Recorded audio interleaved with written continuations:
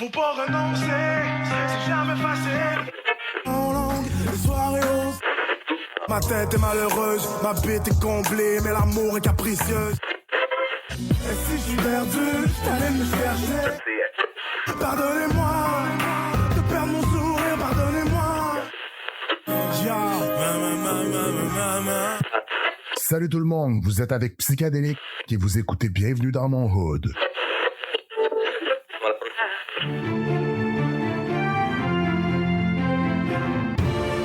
Psychadélique. What's up, man? Bienvenue dans mon hood. Merci de l'invitation.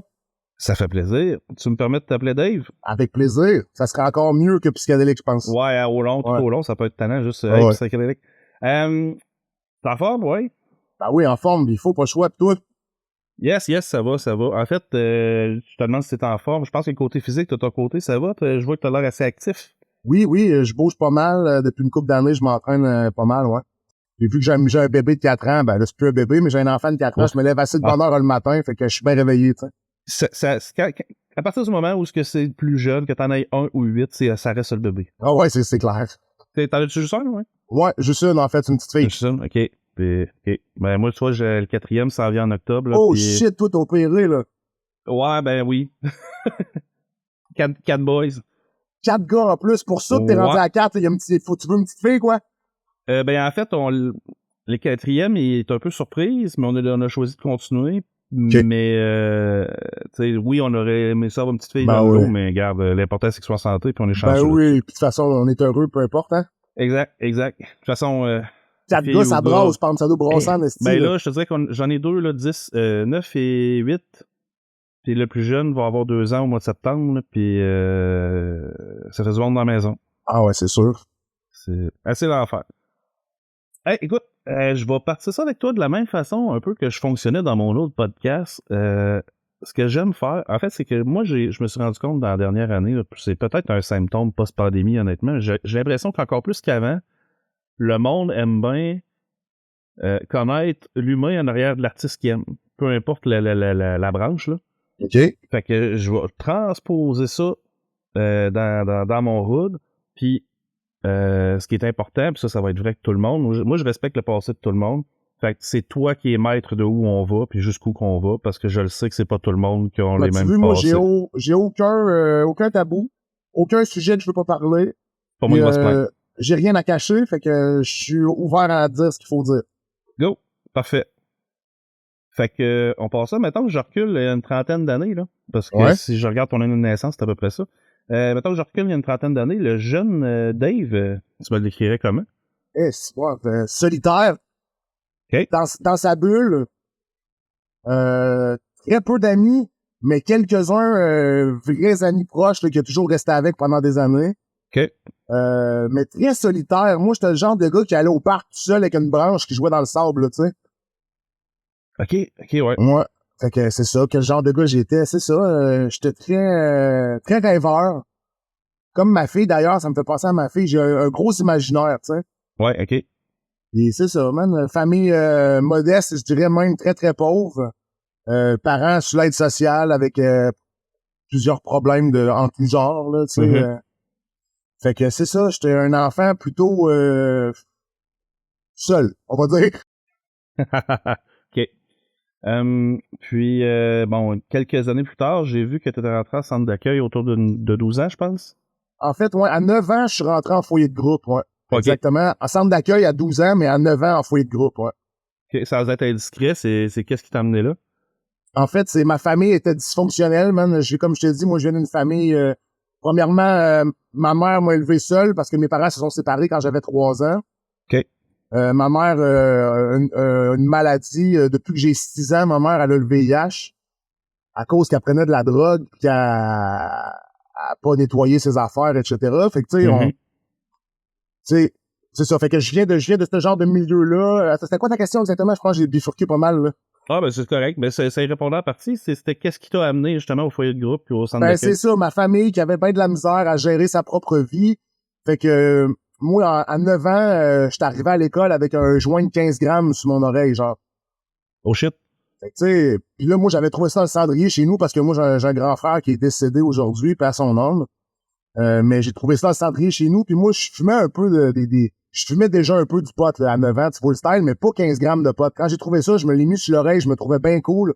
J'étais allé prendre l'autobus pour aller à l'école, puis évidemment, en arrivant à l'école, la direction m'attendait parce que le gars de la bus avait bipé l'école ou je sais pas trop quoi, là, tu sais.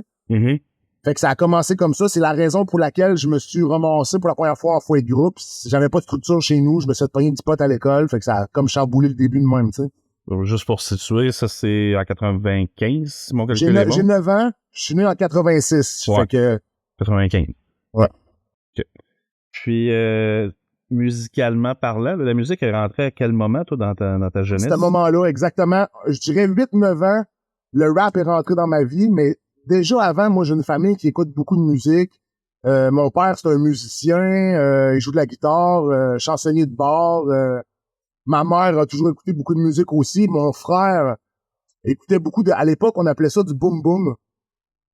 C'était du genre de dance hip-hop, là, je sais pas trop comment on appelle ça, mais mon frère, il dansait, il faisait du breakdance là-dessus quand j'étais jeune. Fait que disons que... J'ai juste Informer dans la tête quand tu me dis ça. Là. Mr. Vane, tu te rappelles de ça? Oui, ben oui, Mr. Vane. Bon, ben oui. mais c'est ça. Mais moi, je viens de cette époque-là. Mon frère écoutait beaucoup ça. Fait que c'est un peu ce qui m'a amené dans la musique avec des grosses basses et tout ça. Mm-hmm. Puis vers 8-9 ans, j'ai connu Tupac, Cypress Hill, Dommatic. Dommatic en français m'a beaucoup... c'est là que j'ai vraiment aimé le rap quand j'ai entendu Dommatic. C'était la première fois que j'entendais du rap français. OK. Puis ça a commencé là, exact. Cool. Puis, si on parle... Ça, c'est au niveau écoute, au niveau intérêt pour la musique. Exact. À quel âge tu dirais que tu as commencé à mettre des mots puis de dire j'ai envie de me servir de ce média-là, si je peux dire? Ben, avant même que je pense à utiliser des mots qui m'appartiennent, j'ai commencé par chanter les chansons des autres, un peu comme tout le monde, là, tu sais. Ouais. Justement, quand j'ai connu Dommatic, c'est là que j'ai eu un déclic. C'était de la musique en français, c'était ma langue, et c'était comme ça que je parlais. Ouais. C'était facile, je comprenais ce qu'ils disaient, fait que j'étais capable de répéter puis de chanter leurs chansons sans problème. Fait qu'à partir de 9 ans, jusqu'à 12 ans, je chantais un peu tout ce qui se faisait, puis à 12 ans, j'ai commencé à faire du beatbox, à écrire des petites paroles de mon bord comme ça, tu sais. Ça, c'est dans la période que tu étais en centre d'accueil, donc... Exactement, j'étais avec des plus vieux, c'était naturel, tout le monde faisait du rap un peu, c'était comme l'effervescence, là, à ce moment-là, tout le monde était dans le vibe. Fait que moi, j'ai commencé par faire du beatbox quand les plus vieux de 14, 15, 16 ans rappaient, puis après ça, il y a d'autres mondes qui se sont mis à faire du beatbox, puis moi, j'ai commencé à rapper, tu sais. Je comprends. Est-ce que tu dirais que... Comment je te dirais ça? Pendant ta période au centre d'accueil, c'est-tu quelque chose qui t'as l'impression qui t'a tenu loin de certains problèmes parce que ça t'occupait? Non, pas à tout. Pas à tout. Je dirais au contraire même que c'est ce qui m'a c'est ce qui m'a attiré vers des problèmes parce que à ce moment-là, je sais pas si c'est encore comme ça aujourd'hui, ça m'étonnerait, mais à ce moment-là, presque tous ceux qui faisaient du hip-hop venaient de milieux pauvres, étaient issus de la criminalité, je comprends. avaient vécu des choses difficiles, fait que tu sais, qui s'assemble se ressemble, hein, quand tu fais un peu de rap, les gens qui font du rap s'en viennent avec toi, fait que là, inévitablement, tu embarques dans certains plans. Tu sais, moi, mon premier délit où je me suis fait prendre, c'est à 12 ans, c'était une intro par infraction, tu sais. OK. Parce que je rappais avec un gars, tu sais, puis lui, il était plus vieux, il avait 15-16 ans, puis il m'avait convaincu parce que moi, je suis grand, là, tu sais, en ce moment, je fais 6 pieds 4, mais déjà, à 9, 10, 11 ans, je faisais quasiment 6 pieds, tu sais. Ouais, ben, le CC4 n'est pas apparu par magie non plus, là. Exactement. Fait que j'ai toujours eu l'air plus grand, plus vieux que ce que j'étais en réalité. Fait que ça attirait les plus vieux à m'emmener dans leur plan, tu sais. Ouais, je comprends.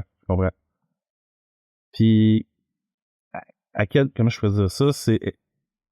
Je dirais que c'est plus vers l'adolescence que j'ai senti que le rap m'aidait, tu sais, vers 14, 15, 16 ans. Ouais, c'est ça, OK. C'est-tu dans c'est la là même que j'ai période senti. C'est-tu là, cette période-là que tu dirais que t'as commencé à avoir le feeling que c'était peut-être plus que juste un hobby?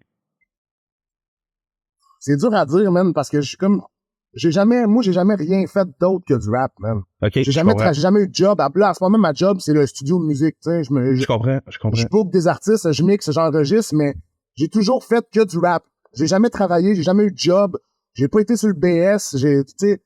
Fait que j'ai fait que du rap toute ma vie. Fait que, tu sais, je peux pas te dire si le rap, je me suis rendu compte, il y a une chose que je sais, c'est que j'avais pas le choix d'écrire des raps. Quand j'avais 12, 13, 14, 15 ans, j'avais pas le choix d'écrire parce que ça me libérait. Je pouvais pas parler de ça à personne, tu sais. À l'époque, le sida, c'était ultra tabou. J'avais besoin de me libérer, j'avais besoin d'écrire là-dessus, j'avais besoin de parler des problèmes familiaux que j'avais eus, de mes tourments mentaux, etc. J'avais besoin de me libérer, puis j'avais aucune façon de le faire. Fait que le rap a été ma porte de sortie à ce moment-là, tu sais. OK. Je comprends. Mais est-ce que je voyais ça comme un futur tremplin? Non, je pensais pas à ça, là. C'était vraiment passion à fond, là, tu sais. Ouais, c'est au jour le jour, puis tu vivais ta passion, c'est ça. Exactement. De toute façon, tu sais, moi, du milieu que je viens, à chaque jour, faut que tu te demandes qu'est-ce que tu vas manger. Fait que t'as pas le luxe de te demander de quoi tu vas vivre dans 2 semaines. Je comprends. Puis, tu me parlais que justement, autour de 14-16 ans, tu as commencé à sentir peut-être que ça t'aidait un peu plus. C'est dans la même période où t'as eu ton duo avec ton J.B. Toro, c'est ça? C'est pas, t'es informé, Alien Adaz. man. Alien Adaz, ouais. Ah, t'as écouté mon truc où ce que j'ai montré mes CD, je suis sûr. Oui, je l'ai écouté, mais j'avais cette info-là avant. OK, ouais, mais en fait, c'est quand je suis sorti du centre d'accueil, Ouais. à 16 ans, je me suis parti un groupe avec J.B. Toro à l'époque. Lui rappait en anglais, moi je rappais en français. Puis c'est ça, on s'est parti un groupe comme ça, mais ça a pas duré longtemps, tu sais, ça a duré 6 mois, 1 an, juste le temps que je découvre encore plus c'est quoi la musique à l'extérieur du centre jeunesse, là, parce que moi je la connaissais juste entre 4 murs ou en fouille de groupe ou en centre d'accueil. Ouais. Fait que c'était assez ça, puis après ça, je suis retourné solo, mais oui, ça coïncide entre 14 et 16 ans, exact. Avez-vous enregistré? Ben là, oui, parce que j'ai vu ton rack à CD, là, mais... Ouais. Oh, ouais, j'enregistrais, mais c'était vraiment homemade, là. Ouais, ben évidemment. Je veux dire, tout le monde qui commence à 16 ans, surtout dans ces années-là, les moyens technologiques n'étaient pas faciles d'accès comme aujourd'hui non plus, là. Je me souviens que notre microphone était intégré dans le clavier de l'ordinateur. Il y avait un micro dans le coin gauche du clavier. C'était dans ça qu'on enregistrait. Wow. Ouais, c'est ça, wow. Moi, je suis né en 84, là, fait que je sais exactement de quel clavier tu parles.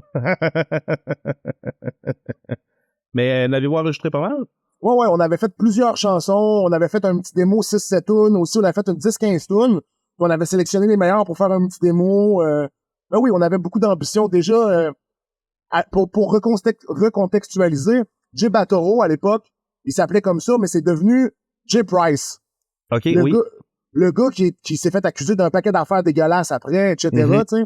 Mais moi, à l'époque, lui, il arrivait de Toronto, Miami, avec sa famille, très anglophone, haïtien, très américanisé, tu sais, c'était comme un peu tout ce qu'on écoutait. En fait, quand il est débarqué, il avait l'air de 50 Cent, un peu, le gars, tu sais.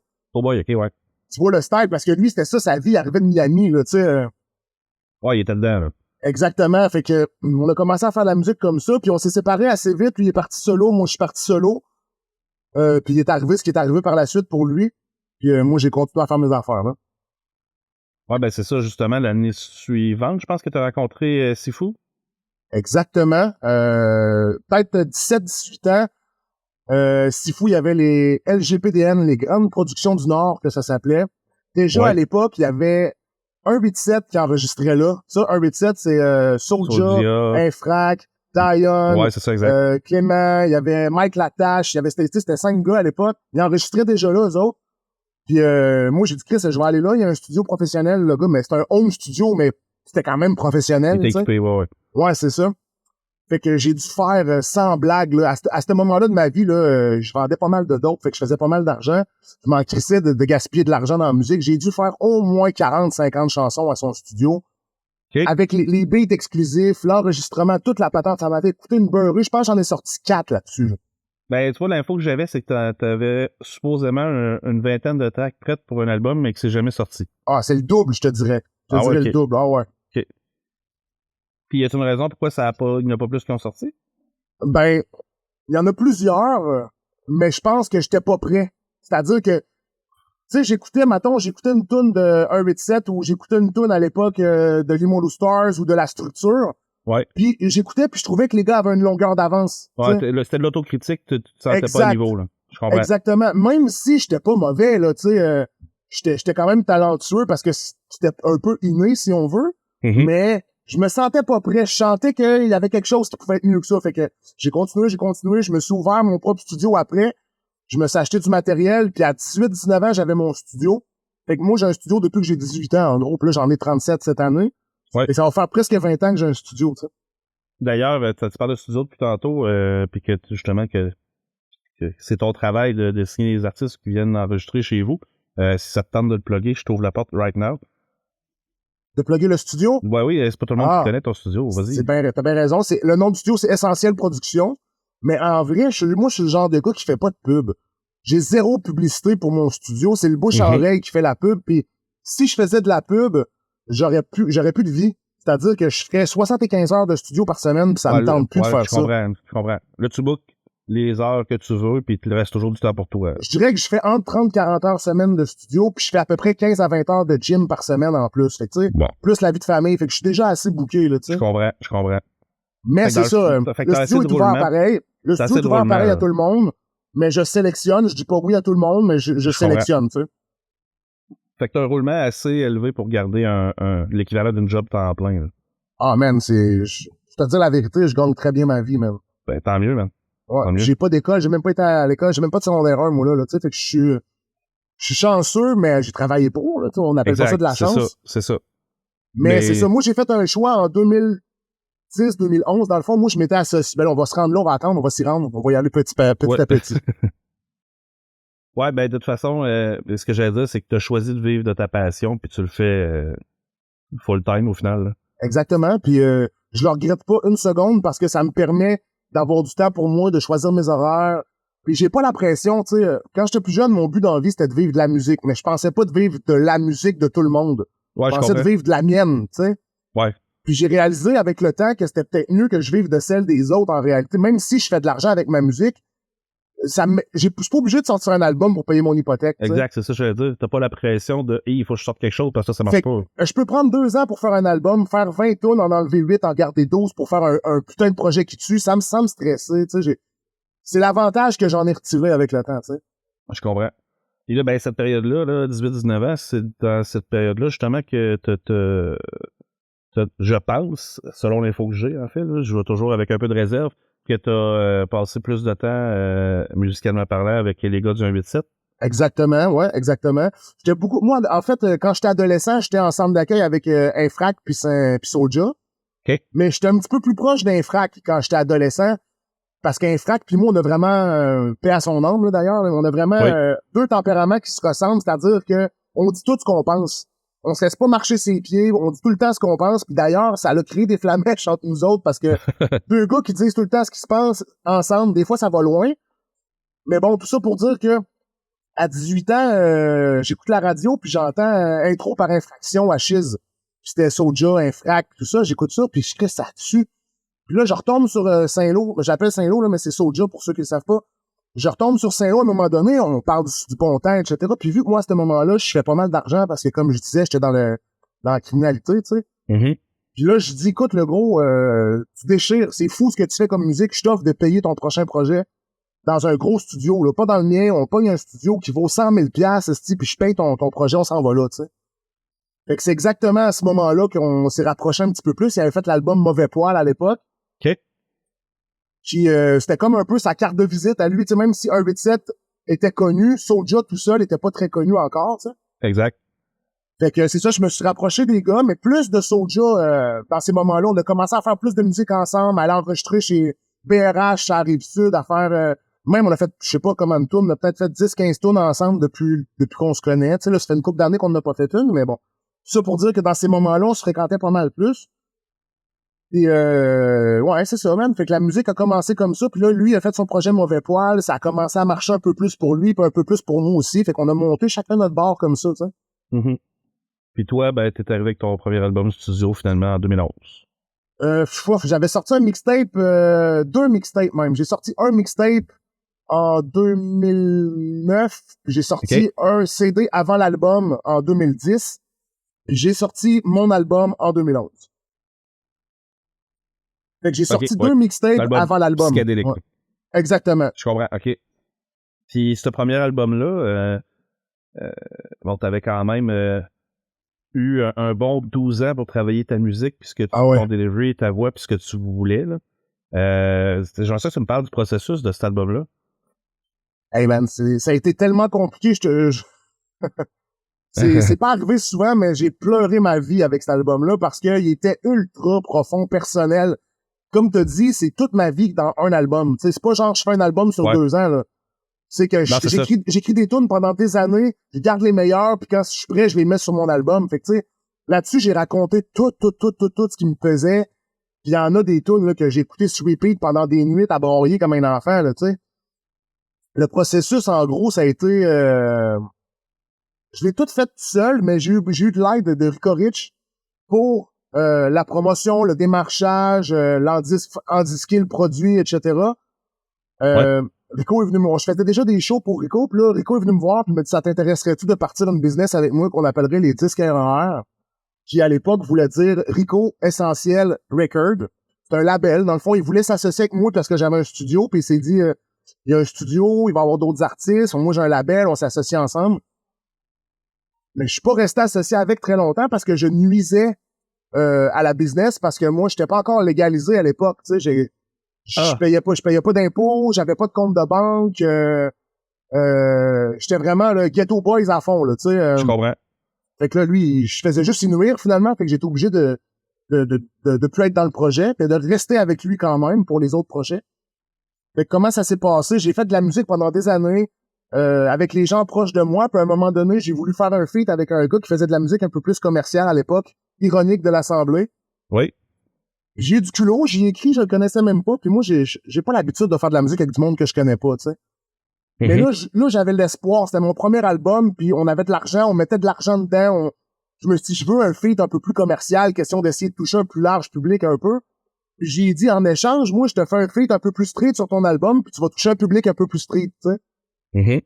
Lui, à la base, il l'avait trouvé drôle, je me rappelle qu'il m'avait dit, t'as du culot en esti de me dire que je vais toucher du monde un peu plus street. Le gars, ça faisait déjà 15 ans qu'il était dans la game, tu sais. Oui.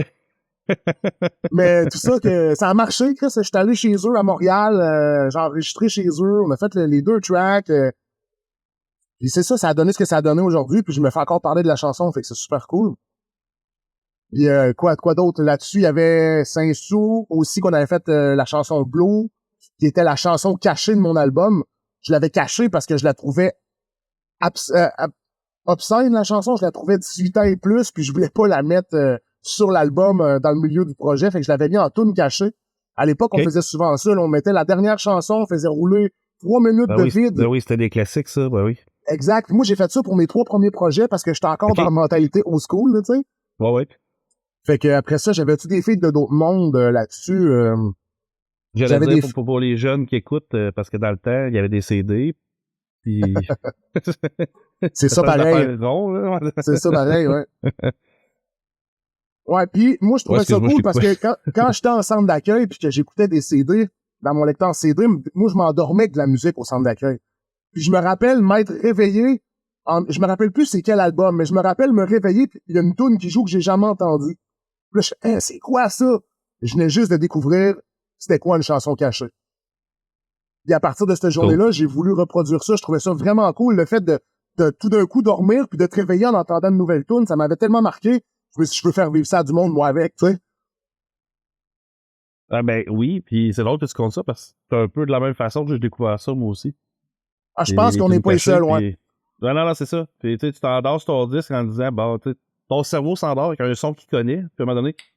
Paf, il y a un beat, c'est quoi ça? C'est ça, exact. Puis on s'entend que certains artistes, c'était pas tout le temps une chanson, des fois, c'était juste, je passe une chire de... Ah oui, il dit de la merde. Ah ouais, c'était souvent ça. C'était souvent des... Ils étaient pas cachés pour rien, les tunes. Non, exact, c'est ça. Puis, donc, après cet album-là, t'as eu quelques années avant d'arriver à... J'ai eu un mixtape avec Foilier, qui s'appelait Psychédélique et Foilier Mixtape, volume 1, parce qu'on pensait faire un volume 2, mais on l'a jamais fait. OK. J'avais fait ça avec les gars. Ouais. C'était encore disponible ces plateformes. On avait fait un vidéoclip qui s'appelait À ma place. On avait tourné ça avec John à l'époque à Montréal, chez Carl Wolf. Je sais pas si tu connais l'artiste Carl Wolf. Ben oui. Il y avait une grosse maison, lui, une petite maison de millionnaire à Montréal, là, avec un studio de tournage vidéo là-dedans, avec des pièces vertes.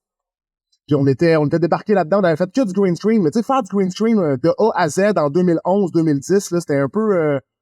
c'était déjà embryonnaire, là, tu sais, c'était cool. Ouais, ben c'est avant-gardiste, je vais dire. Ouais, on va dire ça de même, effectivement. Puis après ça, t'as eu Musique éternelle en 2014. Exactement, Musique éternelle qui a été mon deuxième gros projet. Que lui aussi, j'ai fait le même concept que le premier, vu que j'ai eu 2-3 ans pour le construire. J'ai pu me permettre de jeter des chansons, tu sais, moi j'aime vraiment ça, faire ça. enregistrer 10, 15, 20, 30, peu importe, puis jeter toutes celles-là que je mets pas sur le projet, je les jette aux poubelles. Je me suis souvent fait dire, tu devrais quand même les sortir. Je dis, non, mais si je les mets pas sur mon album, c'est parce qu'ils méritent pas d'être sortis, tu sais. Ouais.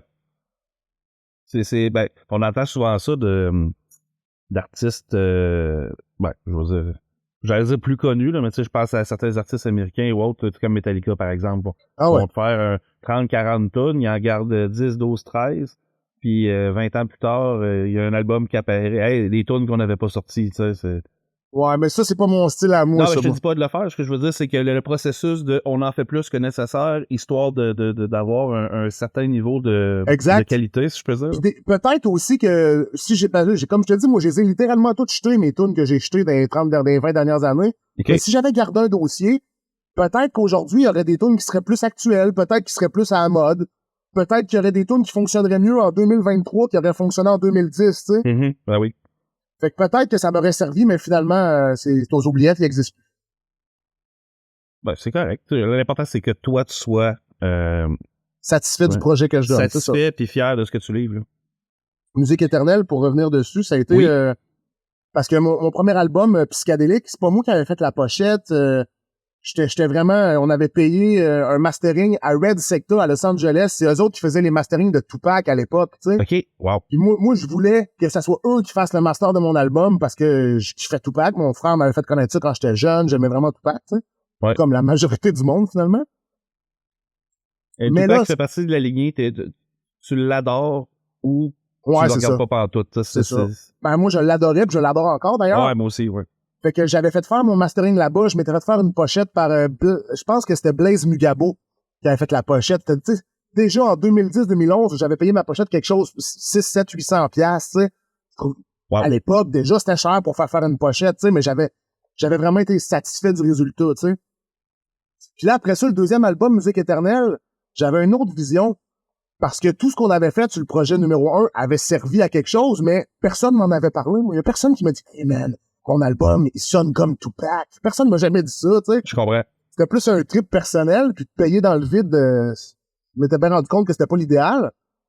Fait qu'on avait décidé de ramener ça plus au Québec. On avait fait faire le master par Tom Lapointe. C'est moi qui avais fait ma pochette moi-même. Parce que je fais de l'infographie aussi depuis 10-15 ans. OK. Du montage vidéo aussi. Fait que c'est moi qui avais fait la pochette de Musique éternelle. J'avais commencé à faire des beats aussi à ce moment-là. J'en faisais déjà avant, mais j'avais pris un break. Fait que j'avais commencé à me réapproprier un petit peu plus le contenant, pas juste le contenu, tu sais. Je comprends. Ouais. Fait que dans le fond, t'avais ton premier album, t'étais content, mais lui, t'étais content pour une autre raison, parce qu'il y avait plus de toi dedans. Exactement. Puis plus les albums avançaient, plus c'était ça que je visais à faire, tu sais. C'est-à-dire que le dernier que j'ai fait, c'est 100% moi qui l'a fait de A à Z. Enregistrement, mix, master, beat, vidéoclip, montage, tout, là, tu sais. Je comprends. Puis ben c'est ça, t'as eu Résiste en 2016. Là, déjà, t'avais coupé un an avant la sortie du suivant. Ouais. Mais là, 2013, 2016, c'est qu'il y avait déjà 3 ans entre les deux quand même. Oh, ouais, c'est ça, ouais. Ouais, il y avait 3 ans. J'ai de la misère à faire des albums à chaque année, moi, parce que dans ma tête, à moi, inévitablement, t'as pas le choix de mettre 2-3 tunes que t'aimes moins quand tu fais ça, tu sais. Ben, c'est parce qu'il y a quelque part aussi, dans le hip-hop, c'est très axé sur le contenu lyrical. Donc, nécessairement, si tu réduis le nombre de temps de l'album, tu réduis, je pourrais dire, ton vécu. Ton bagage, ton vécu, exactement, c'est ça. Fait que t'as moins de choses à écrire. Ah, c'est totalement ça, exactement. Puis quand tu sur 3 ans, t'as envie en Christie des affaires, tu sais. Puis mon album Résiste, étrangement, je le trouve excellent, cet album-là, mais c'est un des albums que je suis le moins fier. Parce qu'il est arrivé plein de merde pendant ce projet-là. J'ai plein de mauvais souvenirs. J'ai plein de situations chiantes. DEP a fait faillite pendant que mon album était sorti, puis j'avais mes meilleures ventes en carrière pour mon premier mois de vente. J'ai tout perdu mes ventes du premier mois à cause que DEP a fait faillite. Tu sais, tout ça m'a vraiment rentré dedans, puis j'étais vraiment content parce qu'on avait fait une méga promotion. J'avais fait des capsules Cœur de Lion. J'avais fait 6 capsules avec des concours. Tu sais, j'avais vraiment, on avait travaillé fort, moi, Périco, pour aller faire encore mieux que ce qu'on avait fait pour les 2 premiers, tu sais. Ouais. Puis ça m'a comme coupé l'herbe sur le pied quand DEP ont fait faillite, que Rico me dit, man, on vient de perdre toutes les ventes de ton premier mois d'album sont perdues. Puis là, lui, ça le fait chier, mais moi encore plus, parce qu'il y a de l'argent investi dans ce projet-là de mon côté, du côté à Rico. Puis moi, je me retrouve obligé à rembourser pareil l'investissement à Rico. Ouais, je comprends. Ouais. Même si la DEP fait faillite, dans mon contrat, c'était pas marqué que s'il faisait faillite, je payais pas, là, tu sais. Ouais, t'étais pas un créancier officiel, c'est la liste, là. Fait que j'ai pas le choix de payer mes bills pareil avec ça. Fait que ça m'a comme resté un petit goût amer dans la bouche. Mm-hmm. Mais je suis fier de l'album. Il y a plein de bonnes chansons. Je me fais encore parler beaucoup de la chanson Petite Vie. Je m'en fais parler régulièrement. J'étais supposé avoir une chanson avec Soulja sur cet album-là. Une drôle d'anecdote à raconter. La chanson Couronne d'épines. Saint-Lô, il vient au studio pour enregistrer une tune pour son album avec Rhymes à l'époque. C'était quoi donc? Amsterdam. Il vient enregistrer une tune pour l'album avec Rhymes ou un couplet, là, je sais plus. Puis il vient faire son feat avec moi en même temps. Puis là, ça fait pas longtemps, il a commencé à boire du gin puis du 7-Up, puis il me fait découvrir ça. Fait que nous autres, on s'est saoulé la gueule comme des caves, puis quand c'était le temps de faire notre tune, mais la tête nous tournait un peu trop, fait qu'on l'a pas fait. C'était pas en meilleure condition, tu sais. Ouais. Fait que finalement, il y a pas eu de tune avec Saint-Lô, cet album-là, à cause qu'on a bu de l'alcool comme des jambons, tu sais. Puis moi, je suis pas le genre de gars à courir, là, tu sais. Je vais pas y écrire 14 fois. Je veux pas harceler le gars pour faire une tune. La journée qu'on va en faire une, c'est parce que ça va donner qu'on en fait une ensemble, puis ça va déchirer sa mère, mon gars. Je comprends. Fait que c'est ça, après ça, puis là, cet album-là, il y a une chanson qui est très marquante pour moi aussi, parce que mon frère est décédé. Peut-être 1 an ou 1 an et demi avant que cet album-là sorte. OK. Fait que j'ai fait une chanson pour mon frère dessus qui s'appelle Repose en paix. C'est une chanson ultra deep, là, tu sais, je peux pas chanter ça, je peux pas la faire en show, je suis incapable, là, parce que c'est ben trop intense, là, si je fais juste penser à mon frère puis le long, les larmes me montent aux yeux direct, fait que je la chante pas. Mais tu sais, même si j'ai des mauvais souvenirs reliés à l'album, parce que oui, il y a la mort de mon frère, il y a le fait que DEP a fait faillite, aussi le fait que ça a été mon dernier disque avec Rico, ça a été mon 3e album avec Rico, après ça, je l'ai lâché puis je suis parti solo, indépendant, je me suis parti ma propre compagnie de distribution. Fait que tu sais, il y a eu plein d'affaires là, qui ont chamboulé à partir de cet album-là. Je comprends. Puis c'est tout de suite l'année suivante, je pense, Bonnie and Clyde. 2017, Bonnie and Clyde, ouais. Parce que Bonnie and Clyde, on l'a travaillé en parallèle pendant que je faisais Résiste. OK. Je faisais aussi des tunes avec MCM de l'autre côté. Mm-hmm. D'ailleurs, la chanson Salut Salaud fait partie la tune avec MCM, fait partie des tunes qu'on faisait ensemble à ce moment-là. Puis l'album Bonnie and Clyde, c'est un album très particulier, ça. Parce qu'on l'a commencé avant même qu'il m'arrive mon truc. Je me suis fait défoncer chez nous, je me suis fait tirer dessus, moi, en 2000, quand j'ai sorti Bonnie and Clyde. Ah oui? Ouais. Les gars sont débarqués chez nous, cagoulés, défoncé ma porte. Je me suis battu avec un bat de baseball, j'ai tapé dans le top, et les autres, ils m'ont tiré dessus, tu sais. Puis je me suis ramassé 1 mois et demi à pouvoir marcher, pouvoir vivre réellement, là, tu sais. Excuse-moi de poser la question, c'était-tu relié à c'est-tu quelque chose de personnel ou ça a tombé sur toi parce que il y a eu une grosse mode d'invasion de domicile, là? Non, la réalité, c'est que publiquement, j'ai jamais dit la vraie raison. OK. Mais c'est de ma faute. Ça, c'est la réalité. OK. Je dis pas que je méritais ça, mais je dis que j'ai couru après. OK. On va dire ça comme ça. Tu sais, faut être humble dans la vie. Quand on fait des gaffes, faut être capable de les comprendre. Puis j'ai peut-être été trop loin à certains endroits. J'ai fait certaines choses qu'il fallait pas que je fasse. Il est arrivé ce qui est arrivé. Aujourd'hui, c'est réglé. Les choses se sont réglées. Les 2 personnes qui m'ont fait ça ont mangé des bons coups aussi. Puis la personne qui a commandité ça, j'ai jasé avec. On a réglé ça. On a parlé ensemble justement pour régler ce qu'on avait à régler parce qu'il a pas décidé de faire ça pour rien non plus. Il y a une raison. Fait bon, il a fallu que je le règle, tu sais. Je comprends. Puis c'est ça, fait que là, l'album était à moitié fait quand je me suis fait tirer dessus. On n'avait pas encore le titre. Quand je me suis fait tirer dessus, on dirait que là, j'ai eu un éclair. Cet album-là va s'appeler Bonnie and Clyde. Je viens de me faire tirer dessus. On va faire une chanson qui s'appelle Histoire de malade. On va raconter qu'est-ce qui m'est arrivé exactement dans les détails. Tout ce qu'on dit là-dedans est vrai de A à Z, tu sais. Fait que c'est ça, j'ai eu le déclic pour faire cet album-là. On a voulu faire des skits. Je sais pas si tu l'as écouté un peu, là, Bonnie and Clyde 1. Oui. On a ça, je t'en parle, d'ailleurs. On a comme 4 skits dessus. Puis chaque skit, c'est comme ce qui se passe en gros quand je me fais tirer. Chaque skit, le premier skit de l'album, là, la porte défonce, je tape à coups de batte de baseball, je me fais tirer dessus, puis il y a ma femme qui crie, puis ça coupe tout. Là, c'est la chanson « Tout va bien » après qui embarque. Fait que tu sais, on a créé un storytelling au travers, mais en se basant sur la réalité, même si on sait que Bonnie and Clyde, c'est pas nous autres, là. Ouais, Je le prends pas pour Clyde Barrow, là. J'ai aucune prétention de braquer des banques, tout ça, là. Tu sais, je suis pas dans ce délire-là, moi, là. Mais c'est ça, fait qu'on a comme vraiment trouvé le concept. Quand je me suis fait tirer, c'est là que tout ça l'a découlé. Puis ça a été le premier projet 100% indépendant que je fais, sorti par mon propre label à moi, par mon étiquette, par tous mes propres moyens, tu sais. Donc, il y avait une fierté qui se rajoutait en plus. Là. Ouais, vraiment, parce que en plus, c'est un aboutissement. Puis, tu sais, la vie est faite comme ça. Quand je me suis fait tirer dessus, j'ai été médiatisé pas mal. Puis je pense que c'est wack à dire, mais ça a tristement contribué à la promo de mon album. Ouais, ben, tu sais, c'est toujours le principe de parlez-en mal, parlez-en bien, mais parlez-en. Là. Exactement, tu sais. Puis là, j'étais dans le journal, j'étais à la TVA, j'étais sur Hip Hop Franco, j'étais sur HHQC, j'étais sur tous les sites qui pouvaient parler de nous autres, tu sais. Parlaient de nous autres, puis relayaient de l'information. Fait que ça a fait en sorte qu'il y a eu un bon buzz alentour de l'album. Je suis content parce que c'est un des albums que j'ai fait dans ma vie que je suis le plus fier d'avoir fait, ça. J'aime vraiment beaucoup. Et je dirais que le 3/4 des tunes, je peux les faire en show, puis je les kiffe vraiment beaucoup en show, là, tu sais. Puis, est-ce qu'il y a comment je faisais?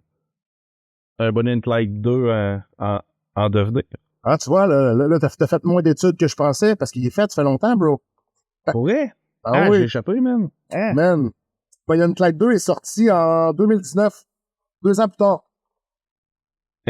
C'est l'album où ce que je tiens ma femme dans mes bras, où ce qu'elle est morte dans mes bras. Sur le cover, c'est de la neige.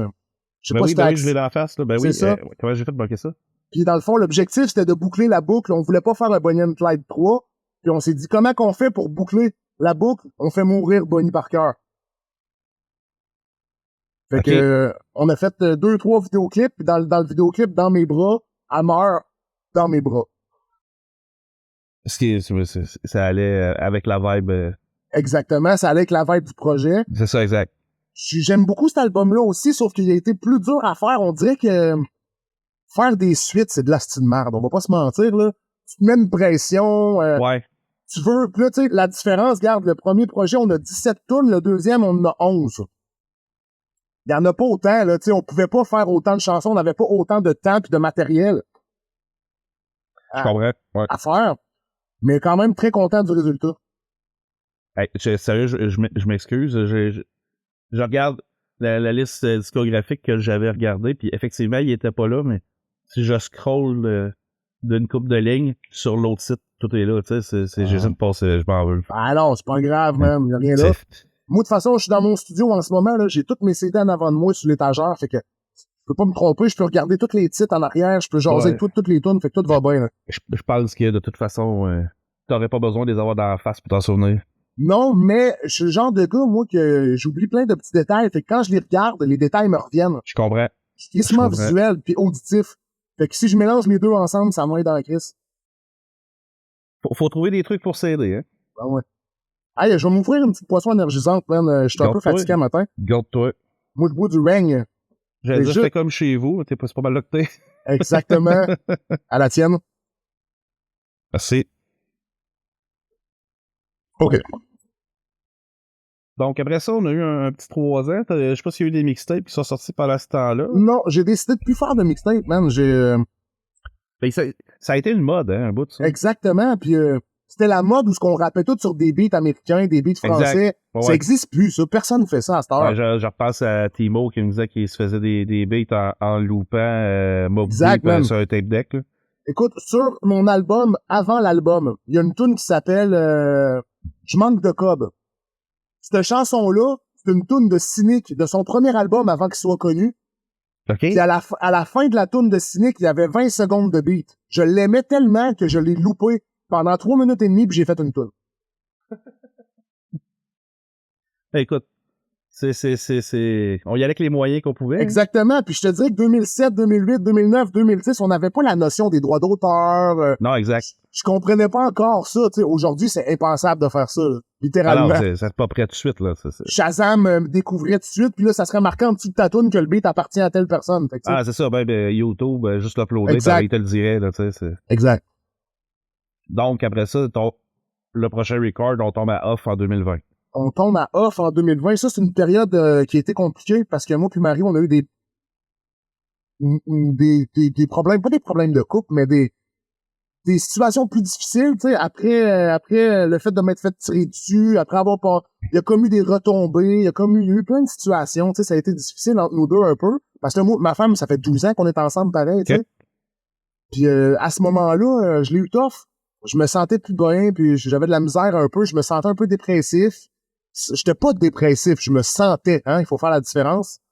Parce que comment t'es puis comment tu te sens, c'est deux choses totalement différentes, en tout cas, à mes yeux, à moi. Non, ben, c'est ça, c'est la réalité, là. Là, elle m'a emmené, ma femme, elle a eu un contrat d'aller faire le Urban Woman Week à Dakar, en Afrique. Ça, dans le fond, c'est un festival où c'est que des femmes de partout dans le monde qui sont logées, nourries, payées, blanchies, dans un bloc, il y a toutes les femmes, puis ils sont tous ensemble dans un bloc à 8 étages ou 8 appartements, puis ils font des shows toute la semaine. OK. Puis elle est partie là pendant une semaine, puis vu que notre situation était compliquée, j'étais un peu deep, j'étais pas très à l'aise, tu sais, me sentais pas bien là-dedans. Mais écoute, moi, jamais je vais dire à ma femme, tu fais pas ci, tu fais pas ça, tu sais, je sais pas, elle est pas son père, là, c'est elle qui va gérer sa vie comme elle veut, là, tu sais. Sauf que quand elle est partie, pendant une semaine, je me suis retrouvé tout seul, j'avais pas d'enfant encore à l'époque, une semaine à la maison tout seul, à faire des hosties de chansons dépressives sans arrêt. OK. Fait que j'avais déjà une ou deux tunes de fête, mais ça m'a permis d'en faire 3-4 de plus, puis ça a donné off. Puis j'ai pas voulu faire un album complet parce que, justement, tu sais, sur la pochette, je me suicide. Il a fallu que je censure ma pochette parce que les magasins voulaient pas la vendre. Il a fallu que je mette un autocollant sur ma pochette, tu sais. Puis que tu puisses voir le cover juste en le déballant puis en enlevant le dépliant, tu sais. OK. Parce qu'en vrai, j'ai mis j'ai fait mettre un collant dessus parce que je me suicidais sur la pochette puis il y avait du sang partout puis c'était Walmart, ils m'ont dit, écoute, c'est impossible qu'on vende ton album si tu mets ça sur le cover, là. Fait que, il a fallu que je le censure puis je comprends, mais quand moi j'ai fait ma démarche, je pensais pas à ça, tu sais. J'étais dans une démarche artistique, j'étais très deep. J'avais pas envie de faire un album complet parce que je me sentais pas réellement mal, tu sais, c'est-à-dire que c'était une phase de ma vie, ça a duré quelques semaines, quelques mois, mais comparé à tout ce que comme toute la merde que j'avais vécu avant, c'était rien, fait que j'avais pas envie de faire un album de dépressif, je me suis dit, OK, je vais faire 6 tunes, on sort ça, on fait 2 clips, on fait pas trop de promos, j'en parle pas trop, on essaie de faire passer ça un peu comme un Black Album, tu sais. Ouais. En dessous des radars, sans trop de pub, puis c'est exactement ce que ça a fait. Puis au final, ça a quand même levé. Ça a quand même levé, mais ça a pas levé comme ça aurait pu parce que j'ai mis aucune promotion. Non, je comprends. Mais au final, ça représentait, tu sais, on parlait tantôt de, tu vis beaucoup de choses en 3 ans, t'as plus de contenu qu'en 1 an. Mais là, t'étais dans un contexte qui était totalement opposé. T'avais une période plus courte, mais que t'avais vécu des choses très intenses. T'as rentré ça là, t'as fité ça là, puis merci. Exactement. L'album, il représente vraiment cette période-là, là, tu sais. C'est une photo du moment de ma vie à ce moment-là. Clac, j'ai pris la photo puis c'est figé là. J'aurais pas pu rajouter 6 tunes à ça aurait pas marché, tu sais. Ça aurait pas donné le projet. Eu 6 tunes quand les écouteurs, on aurait eu l'impression qu'ils ne fit pas que les 6 autres, peut-être. Exactement. Ça me tentait pas de faire ça, fait que j'étais allé pour faire un EP, comme on dit. Puis, à partir de ce projet-là, j'ai recommencé à faire des beats plus. Fait que là, il y a 2-3 beats à moi sur cet album-là. J'ai commencé à en faire un peu plus, fait que ça m'a comme redonné le goût de faire des beats à partir de là. Globalement, d'ailleurs, ça m'amène à la question, globalement, tes beats, est-ce que t'es le genre à faire pas mal à faire tout le temps avec la ou les mêmes personnes? Ben là, depuis quelques années, je fais mes beats moi-même. Ouais, mais j'en achète plus. Là. Ben, j'ai toujours fait affaire avec tout le monde. Tu sais, exemple, mon premier album, j'ai des beats de Farfadet, j'ai des beats d'internet, j'ai des beats, faudrait que je check mon premier album, mais je me rappelle plus, là, mais c'est ça, j'ai toujours été partout. Moi, j'avais pas d'appartenance en tant que tel. Puis d'ailleurs, ça a été un de mes points faibles. Pendant plusieurs années, Rico me répétait, il faut que t'aies des beats qui t'appartiennent, qui soient à toi, qui soient ton identité à toi, tu sais. Ouais, une espèce de facture sonore qui... Puis là, moi, j'y répondais, ouais, mais qui fait ça, des tunes de guide avec du rap? Personne ne faisait ça à part moi, quasiment, à l'époque, tu sais. Ouais. Il y avait Acrophone, là, tu sais, mais à part ça, il n'y en avait pas tant que ça, tu sais. Fait que moi, j'ai lu ma signature, moi, j'étais content de ça, j'aimais ça, faire ça, tu sais. Mais bon, tout ça pour dire qu'avec les années, ça l'a upgrade, puis là, maintenant, je fais toutes mes beats moi-même, puis même que si je vais sur YouTube, mettons, puis que je tombe sur un beat que j'aime, ben, je vais écrire dessus, je vais enregistrer dessus, je vais enlever le beat, puis je vais en refaire un autre par-dessus mon acapella après, tu sais. Je comprends. Tout Fait que mon tu vas dernier chercher album est fait de même. Tu vas chercher l'inspiration, puis après ça, tu remets ton beat à toi, là. Exactement. Parce que je m'empêcherai pas d'avoir des bonnes idées parce que c'est pas mon beat, là, tu sais. Non, je comprends. Ça serait comme me mettre des restrictions inutiles, tu sais. Non, effectivement. De toute façon, l'important, c'est que, justement, que ce beat-là qui t'a inspiré, tu le diffuses pas, mais autrement, tu peux t'inspirer n'importe quoi, là. Exactement. Puis, 2022, Dealer. 2022, dis-leur, ouais. Ça, c'est l'album que j'ai le plus travaillé de ma vie, je pense. Même, j'ai plus travaillé cet album-là que mon premier album qui avait 4-5 ans de travail dessus. La raison, c'est parce que c'est 100% indépendant puis j'ai tout fait de A à Z. C'est énormément de travail. Toutes les beats, toutes les tunes ont été enregistrées sur des beats, ou presque, je dirais, il y a 13 tunes sur l'album, je dirais qu'il y en a au moins 10 qui ont été enregistrées sur des beats qui m'appartenaient pas, que j'ai refait les instrus après, tu sais. OK. Fait que ça a été du travail incroyable. Mais je suis vraiment content du résultat. Puis mon public aussi, il a réuni tout le monde m'écrit depuis 1 an pour me dire qu'ils sont vraiment contents, qu'ils l'aiment, que ça leur fait penser au vieux psychédélique. Même si moi, personnellement, je trouve pas que ça ressemble à du vieux psychédélique. Je trouve que c'est comme une évolution logique de moi, mais l'opinion de mes fans, je peux pas c'est pas moi qui la décide en bout de ligne, là. Non. Mais je suis vraiment content de la réception pour vrai. Ben, tant mieux. Puis là, est-ce que t'as quelque chose d'autre qui s'en vient? Ah oui, j'ai déjà 8 chansons de fête solo, puis j'ai des chansons de fête avec MCM aussi. On travaille sur un autre projet qui sera pas Bonnie and Clyde. OK. Mais en ce moment, je l'ai jamais dit. En plus, j'ai envie de faire un album. Je sais pas exactement comment le dire, mais que toutes les chansons MCM chantent avec moi dessus, de A à Z. OK. Genre que c'est moi le lead, mais elle, le back, c'est elle. Je fais pas de back, moi, là. Je comprends. Fait que c'est comme si elle faisait toujours ma voix féminine en arrière de toutes les chansons. Là, je suis là-dessus en ce moment. On a quelque chose, on a une ou deux tunes de fête comme ça en ce moment, puis le feeling est incroyable. Ça me fait penser à des trucs, là. J'aime vraiment, vraiment ce que ça me procure comme sentiment. J'ai jamais fait ça, fait que j'aime ça, tu sais. Ben, en tout cas, moi, ça me parle. J'ai hâte d'entendre ce que ça va donner. Ça fait un beau mélange, puis plus mon album solo qui ressemble pas à ça du tout, mais mon album solo, il est vraiment... Je suis vraiment content aussi, man. Je suis sur une bonne lancée artistique là, depuis 2-3 ans. On dirait que j'ai un de mes chums qui est aussi un client du studio qui s'appelle Shaman. C'est plus un chum qu'un client, là, disons-le de même, mais ouais. Il arrête pas de me dire « Hey man, je sais pas qu'est-ce qui s'est passé, mais depuis 1 an ou 2, j'ai l'impression que tu mets des punchlines partout, que t'as recommencé à écrire des trucs qui punchent, que il s'est passé quelque chose dans ta musique, là, ça tue, là, tu sais. » J'étais comme « OK, merci, mais je pense qu'il a raison. Je pense être sur mon X en ce moment, là. » Ben, sans vouloir trop extrapoler, ta fille a quel âge? 4 ans. Ça se pourrait-tu que... Tu sais, on dit toujours un enfant, ça change une vie. Ça se pourrait-tu que l'influence de ta fille sur ta vie est venue te redonner une vigueur à ce niveau-là? C'est totalement possible parce que j'avais pas d'objectif musical à long terme. Puis depuis que j'ai un enfant, j'en ai. Je me suis fixé des objectifs. J'ai envie de des choses. Je veux léguer à ma fille quelque chose. Je veux, tu sais, la vie... Tu sais, moi, je pars de loin, là. Moi, mon premier rapport d'impôt, je l'ai fait à 34 ans, là. Ouch. À vie. Ouais. Je pars vraiment de loin, là. Fait que, tu sais, je sais même pas pourquoi je te dis ça. Je sais même pas si ça peut me mettre dans la merde, tu le sentiras. Voilà, regarde, on checkera ça au montage. Je sais pas si j'ai le droit de dire ça, en tout cas. Fait que, tu sais, ça m'a amené des nouveaux objectifs de vie, puis ça m'a amené surtout une stabilité. Parce que, tu sais, quand t'es tout seul, là, si le studio roule pas pendant 1 mois ou 2, tu t'en calisses parce que t'as un peu d'argent, tu t'arranges, tu fais tes affaires, tu tu tournes les coins ronds, des fois, tu manges juste des pâtes pendant 2 jours. C'est pas la fin du monde, mais avec ton enfant, tu peux pas faire ça, tu sais. Non, exact, c'est ça. Faut que tu penses au futur, faut pas qu'elle manque de rien, faut qu'elle ait du linge à chaque saison, qu'elle ait ses inscriptions à ses cours de soccer, de natation, de tout ça. Tu sais, moi, je l'inscris, je fais faire plein d'activités, là. Et tu sais, ça fait en sorte que t'as pas le choix. Faut que tu te bottes le cul, tu sais. Puis moi, j'ai rien eu quand j'étais jeune. J'ai envie de tout donner à ma fille, tu sais. C'est à ton honneur. Puis, s'il n'y avait pas eu l'épisode que tu t'es fait défoncer chez vous, Ouais. est-ce que tu penses que la suite, musicalement parlant, aurait été différente? Ah oui, c'est sûr. On peut dire que ça a été un mal pour un bien. OK.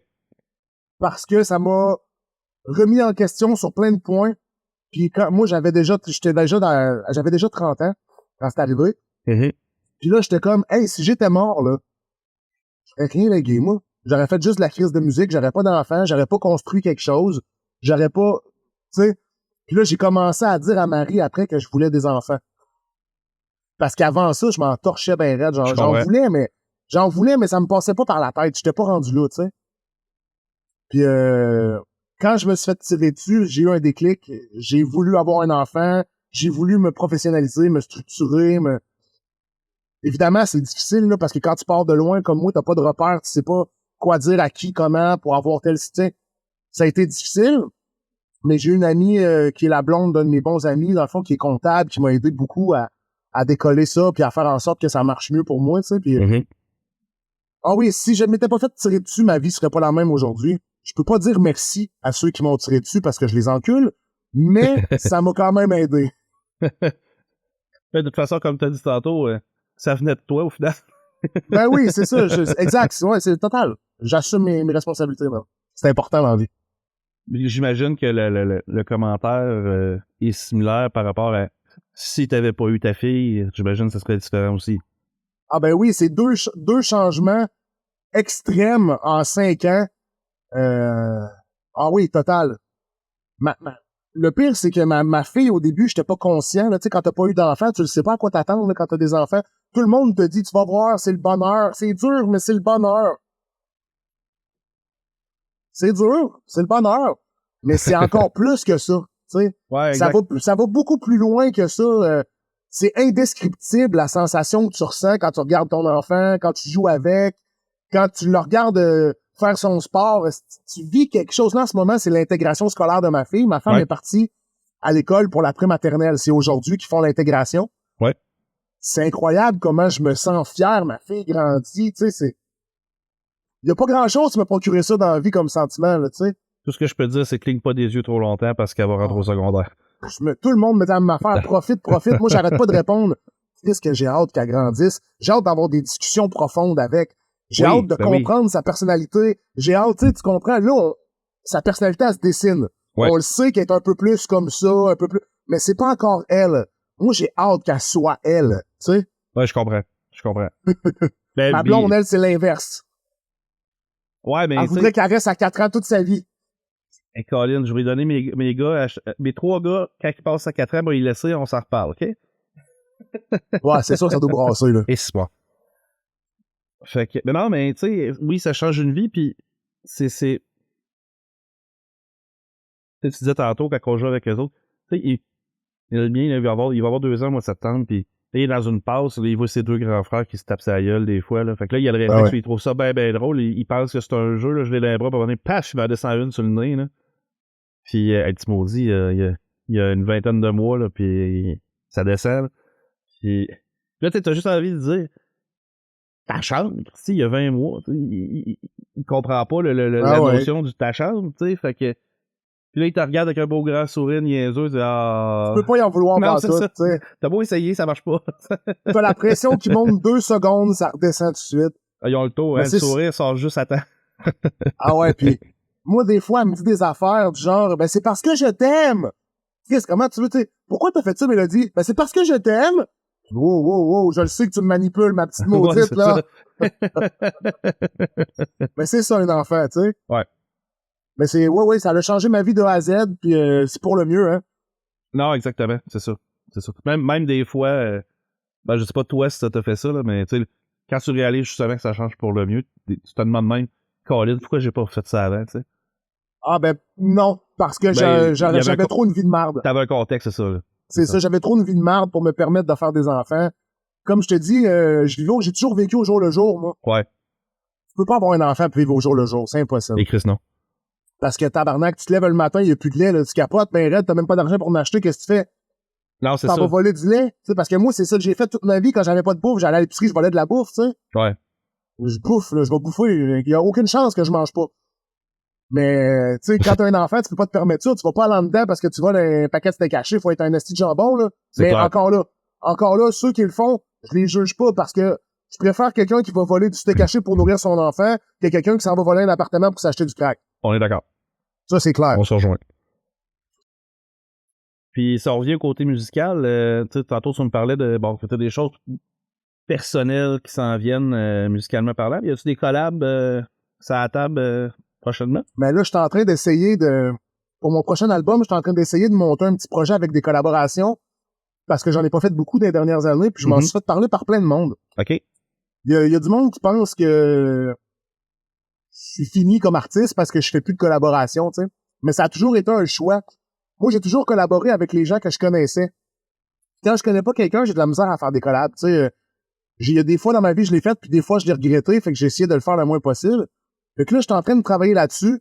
En ce moment, j'ai contacté Rhymes pour faire une chanson.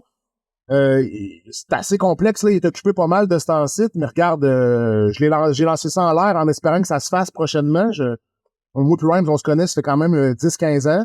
Okay. On a déjà fait son premier projet, j'ai une collaboration avec lui et Farfadet sur Farfadet Rhymes. Fait que tu sais, ça fait longtemps. Je me rappelle même que je leur avais fait faire ma première partie au Dagobert en 2010. Ouais, en 2010, mon CD avant l'album. Les gars avaient fait ma première partie, tu sais. Puis, OK.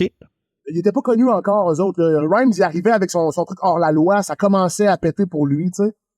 Puis Farfadet commençait à être connu un peu aussi, mais ça avait pas pété encore. Puis c'est de même qu'on s'est connus, nous autres, tu sais, ils sont venus faire ma première partie pour notre chili, puis on s'est vraiment fait du fun, puis le show était vraiment nice, il y avait comme 400 personnes dans le premier étage du Dagobert, même moi, je comprenais pas ce qui se passait, là, tu sais. Puis après ça, j'ai su qu'il y avait beaucoup d'Ontariens là-dedans, mais c'est pas grave, ils ont payé leur entrée. Exact, c'est ça. Mais c'est ça, fait que, en ce moment, il y a Rhymes, je veux faire une collaboration avec mon frérot Shaman aussi, on est là-dessus. J'ai mon nom, puis le Snake, je sais pas si tu connais. Ben bon, on se parle demain soir pour notre revue. Ben, je leur ai parlé la semaine passée pour commencer à travailler quelque chose. Je leur ai pas encore envoyé de prod pour commencer à faire avancer ça. Mais ça va se faire prochainement. Évidemment, cool. Je vais avoir une chanson avec MCM, c'est inévitable. Il va en avoir des featuring, mais on verra vers quoi ça se dirige. Moi, je pousse pas. Je suis pas le genre de gars qui va demander 4 fois à quelqu'un quelque chose. Je vais t'écrire sur Facebook, sur Instagram. Si j'ai pas de réponse, je vais attendre un mois, moi te réécrire, puis si j'ai plus de réponse, c'est fini. Je te réécris pas, je te mets pas de pression, en espérant qu'à un moment donné, on se recroise puis on fasse une tour ensemble, mais c'est la vie, tu sais. Je comprends. Puis je suis pas rancunier, sauf que j'aime pas avoir l'impression de courir après un feat. Parce qu'en vrai, gros, j'ai pas besoin de ça, moi, dans la vie. Je me sens bien, je fais pas ça pour avoir du buzz. Je fais ça pour faire de la bonne musique, tu sais. Mm-hmm. Je te suis. Tes collabs sont pas dans le but de booster tes affaires, sont dans le but de triper. Exactement, puis je me considère chanceux parce que j'ai comme 15 000 personnes par mois qui m'écoutent sur Spotify, puis je suis pas tant actif, je fais pas tant de publicité que ça, je fais pas de feat. Tu sais, je suis chanceux dans la vie. Moi, mon but, c'est pas d'en avoir 45 qui m'écoutent. T'sais, j'ai vu Saint-Lô, Soulja, la semaine passée, dire 150 000. Man, j'ai 10% de ses followers, t'imagines-tu? Ouais, mais si ton 10% sont ben, 10% de ses followers, si tes followers à toi, ce petit nombre-là sont actifs, sont là, pis sont toujours prêts. Moi, ça me fait plaisir. Je voudrais pas en avoir 150 000 parce que pour avoir 150 000 personnes, faut que tu fasses 30 à 45 shows par année. Faut que tu sortes 1 à 2 albums par année. Faut que tu fasses des featurings sans arrêt avec du monde de partout dans le Québec pour faire agrandir ton crowd. Il faut que tu joues à la radio. Ouais. Tout ça, c'est pas ma vision à moi de la musique, tu sais. Je comprends. Je comprends. Chacun a sa vision, puis je respecte la vision de tout le monde en passant. C'est ça, j'allais dire, c'est pas un manque de respect, là. C'est juste que c'est pas ta game, c'est tout, là. Exactement. Comme il y en a qui aiment bien porter du bleu, il y en a qui aiment bien porter du jaune. Si moi, je porterai jamais telle couleur parce que j'aime pas ça, je suis pas bien là-dedans. Mais si quelqu'un le porte, puis que ça y fait bien, right, man, t'es swag à fond, là, tout le monde est heureux. Rien de mal à ça. C'est juste que moi, c'est pas ma mentalité, moi, tu sais. Puis, ben, de toute façon, tout comme si tu prends l'exemple du linge, tout comme dans un gilet d'une couleur que t'aimes pas, ben, si tu fais une track de quelque chose, j'allais dire un beat, mais je vais dire dans un environnement, un style ou avec quelqu'un que ça clique moins, ben, ça va paraître au final que t'es pas à l'aise. Hein. Exact. Ah ouais, ça, c'est clair. C'est clair.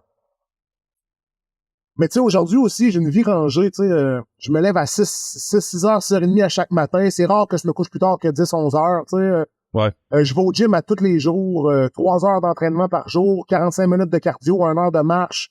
Tu sais, je suis un gros malade mental, je suis occupé, j'ai une vie hyper rangée. Je vois presque personne en dehors du studio puis du gym parce que j'ai pas le temps. Je comprends. Comme là, en fin de semaine passée, j'étais en show. J'avais presque pas fait de show à cause de la pandémie dans les 2 dernières années, tu sais. Ouais. Pis ça m'a fait tout drôle, même, de me ramasser dans les bars avec plein de monde, à boire de l'alcool. Je me sentais plus dans mon élément, là, tu sais. Je comprends. Pourtant, j'ai fait ça pendant 15 ans, tu sais, à tous les mois sans arrêt, là, tu sais. Ouais, mais ça, je pense, c'est con, là, mais je pense que la pandémie, ça nous a un peu tout fait ça. Ceux qui étaient habitués de sortir, ben, je dis sortir, mais pas nécessairement dans le sens nightlife, là, dans le sens d'avoir une vie sociale en dehors de la maison. Exactement, c'est ça. Là, on s'est comme habitué à s'occuper autrement. Ouais. Fait que là, on est revenu à une vie, entre guillemets, normale, mais là, finalement, on a toutes des occupations. Puis là, je pense à toi avec ton gym 3 heures par jour. Ça qui fait que tu t'es rempli ton horaire pour être bien, pour pas avoir l'impression de tourner en rond. Exact. T'es confortable là-dedans, tu sais.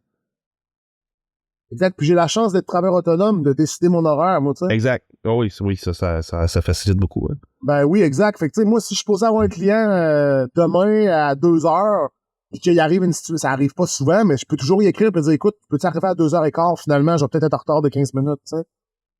Ça peut arriver, mais ça arrive pas souvent, mais ça peut arriver, tu sais. Fait que je peux gérer mon horaire comme je veux, je peux annuler des clients une semaine à l'avance, ce qui arrive pas, parce que j'aime crissement ma job, je me considère ultra chanceux. Mon travail, c'est pas un travail.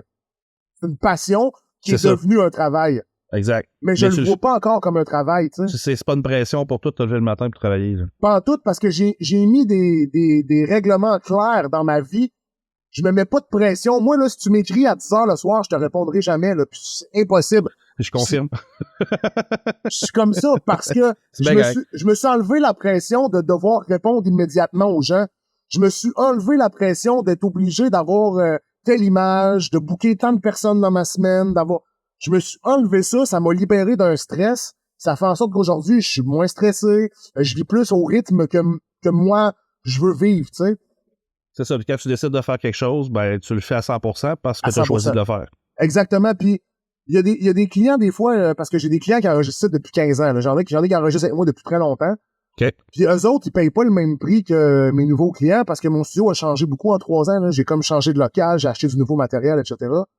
Je leur fais des deals à eux autres qui sont pas les mêmes que mes nouveaux clients. Ce qui est normal, ils sont là depuis 15 ans, tu sais. Fidélité. Exactement. Mais man, je travaille autant leurs chansons que le gars qui me paye 50$ de l'heure. Ah, j'en doute même pas. Il y a aucune différence. Puis des fois, même, il faut que je m'astine avec mon chum ou mon client pour lui dire, écoute, là, arrête de me dire de me dépêcher, chum. Si ça prend 4 heures, ça prend 4 heures. C'est tout, on va faire ce qu'on a à faire, là, tu sais. Mec, je la lâche, ça va être à mon goût, là, tu sais. C'est ça. Mais que je lâche ta toune, là, je le sais, je vais en donner tout ce que je peux. S'il y a des erreurs, bon, on les arrangera une autre fois, il n'y a pas de stress, mais laisse-moi travailler, laisse-moi m'amuser, puis si t'as des idées, jette-moi-les, mais dis-moi pas, fais ça vite, c'est pas grave, là, fais pas ça, c'est pas important, fais pas ci, non, on va faire tout ce qu'on peut pour que ça tue, Chris. Ouais, ben, quelque part, il est là pour ça. Hein. Exactement. C'est aussi ce qui fait que le studio Essentiel a une certaine réputation, tu sais, depuis 15 ans que j'enregistre du monde. C'est pas arrivé souvent, là, que quelqu'un est parti de site en me disant, ma toune, c'est de la merde, là. C'est sûrement déjà arrivé, mais ils l'ont pas souvent dit. Mais c'est sûrement déjà arrivé. Ben, généralement, ceux qui reviennent, c'est pas parce que ça s'est arrivé. Exactement. J'ai un souvenir en tête. À un moment donné, j'ai un jeune de 15-16 ans qui vient au studio avec sa blonde. Puis il connaît pas bien ça, tu sais, puis il a besoin de... Ben, il a besoin. Il a pas besoin, mais moi, je réalise qu'il a besoin de coaching un peu, tu sais, parce qu'il comprend pas les temps, les bars, 2, 4, 6, 8, 10, un refrain, un bridge, il comprend pas ça. Fait que là, j'essaie d'y expliquer. puis de structurer sa chanson pour que quand on l'enregistre, ben ça soit plus le fun à l'écoute après, tu sais. Ouais. Puis là, on passe du temps là-dessus, on travaille fort. Puis à l'époque, je faisais un prix fixe. Ma toune, elle coûtait 100$. Qu'on passe 2 heures, 8 heures ou 5 heures dessus, ça coûtait 100$, tu sais. Fait que là, je mets du temps en crise, puis là, il s'en va, puis il me donne 5$ de type, il me prend dans ses bras, puis il me dit « Merci, man, tu m'as vraiment aidé. » Là, il arrive chez eux, 1 heure plus tard, je reçois un pavé, un esti de message, là. « T'as scrappé ma toune, man, t'aurais jamais dû faire ça, tu m'as manqué de respect. » Tu sais, là, Et c'est bon. l'inverse de tout ce que j'ai voulu faire pour lui, finalement, c'est ce que lui a ressenti, tu sais. Là, j'ai fait « Oh shit, OK. OK. » Fait que là, à partir de cette journée-là, moi, je me suis remis en question. Je me suis dit, est-ce que je dois, avec un artiste, le formater à ce qui ressemble à quelque chose de plus professionnel ou je dois le laisser être ce qui est, puis m'en calisser, puis faire que ça sonne bien? Puis finalement, avec les années, je suis sauté à la deuxième option. Ouais. Je formate plus les artistes, je les laisse être ce qu'ils veulent. S'ils veulent être pas carrés, s'ils veulent faire des 4 bars, des 5 bars, des 12 bars, des 3 bars et demi, c'est leur problème. Moi, je m'attarde au son. Si le son est bon, la personne qui va l'écouter va dire « Hey, ça sonne bien. » L'artiste, c'est pas bon, mais ça sonne bien. C'est ça que je veux, moi, tu comprends? Ta partie de la job va être clé. C'est ça. C'est un peu comme quand quelqu'un d'obèse va manger ses McDo, il y a personne qui se dit « Hey, le McDo l'a rendu gros, là. » Non. Personne qui se dit ça. Tout le monde se dit « Chris, qu'elle mange trop de McDo. » C'est clair. Mais personne se dit « C'est de la faute à McDo. » Effectivement. McDo va encore y vendre des burgers, mais qu'ils reviennent. Puis en vendre en tabarnak. Exact.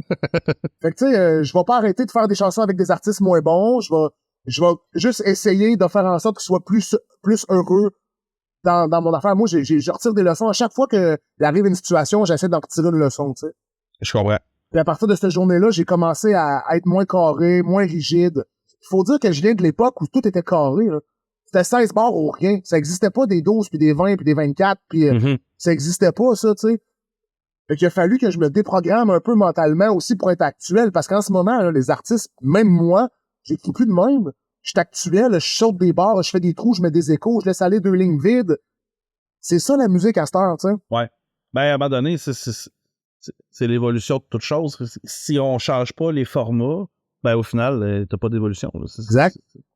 Puis, concernant le studio, est-ce que t'es focus seulement au niveau hip-hop, rap, ou tu prends d'autres artistes aussi? Je prends d'autres artistes, mais j'essaie de rester dans le urbain. OK. Parce que c'est vraiment ma force. Je suis pas pire avec le country aussi. Je travaille avec un artiste qui est sur mon dernier album qui s'appelle Zach Chico. On fait beaucoup de pop country. J'en ai fait à l'époque aussi avec d'autres artistes. Mais je suis vraiment axé sur le hip-hop. Moi, ma force, c'est la prise de voix. Puis le mix. Okay. Je fais des guitares aussi, je fais des violons, des contrebasses. Tu sais, je peux enregistrer n'importe quoi, même un drum. Mais c'est rare que quelqu'un va venir me voir pour enregistrer un drum. Tu sais, c'est pas le premier studio à laquelle tu penses pour ça, tu sais. Je comprends. Écoute, Dave, ça fait déjà, mon Dieu, quasiment 1h10 qu'on est ensemble. J'espère que t'as aimé ça. Oui, man, ça a passé comme 15 minutes. Ben oui. Puis, écoute, t'as du stock qui s'en vient, là. Je t'invite à me tenir au courant de ça. Puis, j'aimerais ça qu'on organise peut-être j'ai pas quelque chose en tête directement, là, mais j'aimerais ça qu'on se rejase, là, quand tu seras prêt, t'auras une date là, pour sortir ça. J'aimerais ça qu'on jase. J'aimerais peut-être ça faire quelque chose de spécial pour ta sortie. Ah oui, avec plaisir, man, ça va me faire plaisir.